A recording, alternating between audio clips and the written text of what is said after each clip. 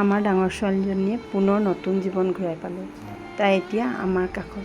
পোনপ্ৰথমেই ভগৱানক বহুত বহুত ধন্যবাদ জনাইছোঁ। যোৱা 14 জুলাইৰ দিনা তাইক শিৱসাগৰ ইষ্ট পইণ্টত ভৰ্তি কৰিছিলে। মই গৈছিলোঁ 16 জুলাই মঙলবাৰে। 14 জুলাইৰ দিনা হঠাৎ খবৰটো পাই আমি শান্তিৰে থাকিব পৰা নাছিলোঁ। ভগৱানৰ ওচৰত কাতৰ প্ৰাৰ্থনা জনাইছিলোঁ যাতে তাইক আমি পুনৰ ঘূৰাই পাওঁ। এয়া 15 জুলাই ৰাতিৰ মুহূৰ্ত। দেউতাক আৰু জোঁৱাই। অলপ ভিডিঅ' কৰি ৰাখি থলোঁ। এয়া চাওক, এইজনে ছাৰ আৰু বাইদেউসকলৰ কাৰণে আমাৰ ছোৱালীক পুনৰ ঘূৰাই পালোঁ। ছাৰ আৰু বাইদেউসকলক বহুত বহুত ধন্যবাদ জনাইছোঁ। এইটো মুহূৰ্ত 16 জুলাইৰ দিনা। এইটো মুহূৰ্ত 17 জুলাইৰ দিনা ৰাতি। আৰু বাইদেউসকলে প্ৰতিটো সময়তে আহি থাকে বুলি ক'লেও বেয়া নহয়।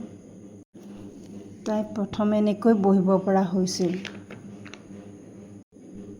এয়া চাওক, তাই বহুতেই আৰোগ্য হ'ল। 17 জুলাইৰ দিনাখনিৰ দিনটোত তাই আলহীৰ লগত কথাও পাতিব পৰা হৈছে। এনেকৈ দেখি মনটো বহুত ভাল লাগিল। 17 জুলাইৰ দিনা টালি টোপোলা বান্ধি পেহাকৰ লগত নাতি ল'ৰাটো মাক দেউতাকৰ ওচৰলৈ গ'ল আৰু ময়ো আছিলোঁ তাতে। আৰু তাৰ মনটো দেখোঁতে গম পোৱা গৈছে যে অন্তৰখনে তাৰ কান্দিছে। 15 জুলাইৰ দিনা আইতাকৰ লগত গৈ মাকৰ অৱস্থাটো দেখি আহি হয়তো সি বহুত ভয় খাইছিল। অলপ গাটো বেয়া আছিল, জ্বৰ বুলি কৈছিলে।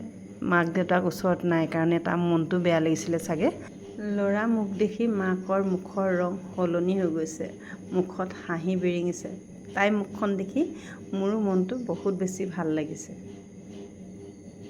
এবাৰ ভাবকচোন, যদি মাকৰ কিবা এটা হ'লহেঁতেন, এই ল'ৰাটোৰ বাৰু কি হ'লহেঁতেন?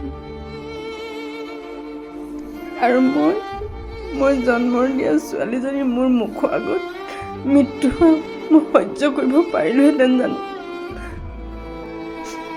সেইটো কেতিয়াও সম্ভৱ নহয়। জীয়াই থকাটো বহুত কঠিন হ'লহেঁতেন। যেতিয়া তাইক প্ৰথম দেখাতকৈ সুস্থ হোৱা দেখিলোঁ, বহুত বেছি ভাল লাগিছিল। মোৰ নিজৰে গাটো ভাল নাই, তথাপিতো যিখিনি পাৰিলোঁ তাইক শুশ্ৰূষা কৰিবলৈ চেষ্টা কৰিছিলোঁ যাতে সোনকালে ভাল হৈ উঠক। 18 তাৰিখ শুক্ৰবাৰৰ দিনা মই তাইক ধৰি ধৰি অকণমান খোজ কঢ়াইছিলোঁ আৰু নাতি ল'ৰাটোৱে ভিডিঅ' কৰি থ'লে। তেনেকৈ ভিডিঅ' ইমান বেছিকৈ কৰা নাছিলোঁ। পটককৈ মানে মোবাইলটো লৈ থাকোঁ, কেতিয়াবা অকণমান ভিডিঅ' কৰি ৰাখিছিলোঁ। তেনেকৈ ভিডিঅ' দিম বুলিও ভবা নাছিলোঁ। জোঁৱাইৰ কথা আৰু কি ক'ম, ক'বলৈ মোৰ ভাষাই নাই। মোৰ ফালৰ পৰা জোঁৱাইক মই চেলুট জনাইছোঁ।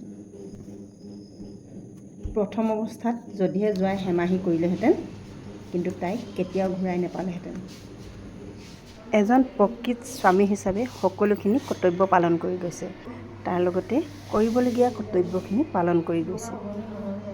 এয়া হ'ল 19 জুলাই শনিবাৰ দিনটো।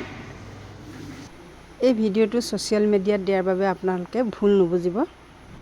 তাই যে পুনৰ জন্ম পালে, সেইটো কাৰণে আমি ছ'চিয়েল মিডিয়াত সাঁচি ৰাখিলোঁ। আৰু ডক্তৰেতো একেবাৰে ৰিস্ক লোৱাই নাছিলে। এনেকুৱা কেছ কেইবাটাও বোলে পাইছে তেওঁলোকে, কিন্তু মানুহ কেইগৰাকী বচাব নোৱাৰিলে। এটা কথা পাহৰিছিলোঁ, তাই 15 জুলাইৰ দিনা জন্মদিন আছিল। মই একেবাৰে সহজ সৰল ভাষাৰে আপোনালোকক ভিডিঅ'টোৰ যোগেদি কথাখিনি বুজাবলৈ চেষ্টা কৰিছিলোঁ। যদিহে ভুল হৈছে আপোনালোকে ক্ষমা কৰিব। পেচেণ্টৰ মানে এখন বিচনাত শুই আমনি লাগিলে। এতিয়া বাপেক পুতেক শুইছে আৰু এইফালে শুই আছে পেচেণ্ট। মানে একেখনতে কিমান হ'ব আৰু, যাবলৈ হৈছে যে ঘৰলৈ। ঘৰত শুবগৈ লাগিব এনেকুৱা বিচনাত।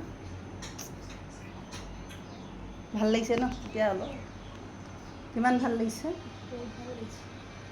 যাব পৰা অৱস্থা হৈছে হয়নে? জোঁৱাই বন্ধুৱে হয় আৰু বন্ধনীয়েক। তেওঁলোকে 2-3 দিন মানে ভাত দিছেহি হস্পিটেলত আনি। আৰু তাই যেতিয়া খাব পৰা হ'ল, তাইকো মানে চুপ আনি দিছে, লোকেল মুৰ্গীৰ চুপ। মানে ইমানকেইদিন যে তেওঁলোকে মানে ভাতৰ যোগাৰ কৰিলে, ইমান সৰু ল'ৰা থাকিও। তেওঁলোকক বহুত বহুত ধন্যবাদ জনাইছোঁ দেই ভিডিঅ'টোৰ যোগেদি। একেবাৰে এবিধ দুবিধ নহয় গোটেই আমাৰ 3-4টা মানুহ হ'লে মানে কেনেকুৱা টিফিন ভৰ্তি বেগ ভৰ্তি কৰি আনিছে মানে টিফিন কেইবাটাও টিফিন এনেকৈ মানে পূৰা ফুল কৰি এইটো লাষ্ট কোটা মানে আগত দুই কোটা নে কেইকোটা দিলেহি আৰু তাইক মই খুৱাই দিছোঁ আৰু তাইতো হেৰি চুপ আৰু খিচিৰি এনেকৈ খাইছে আলু পিটিকা আৰু এইটো এটা বেগ দেখিছে নহয় একেবাৰে কুকাৰৰ সৈতে উঠাই আনিছে আৰু হটকেছ টিফিন গোটেই থালি চালি চব লৈ আহিছে। বিপদৰ বন্ধুৱে আচল বন্ধু। তোমালোকক মোৰ ফালৰ পৰা ধন্যবাদ জনাইছোঁ। সোণাৰীত থকা দদাই খুৰীয়েকে লোকেল মুৰ্গী চুপ আৰু ভাত লৈ আহিছিলে আৰু কোনোবাই আনিছিলে দেই। সকলোকে ধন্যবাদ জনাইছোঁ।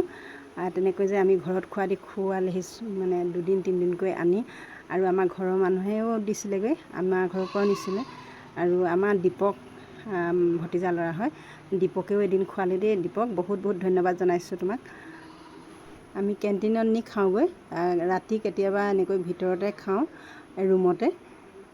তেনেকৈ দিনকেইটা পাৰ কৰালোঁ। 19 তাৰিখৰ দিনাই আমি ঘৰলৈ বুলি গুচি আহিলোঁ।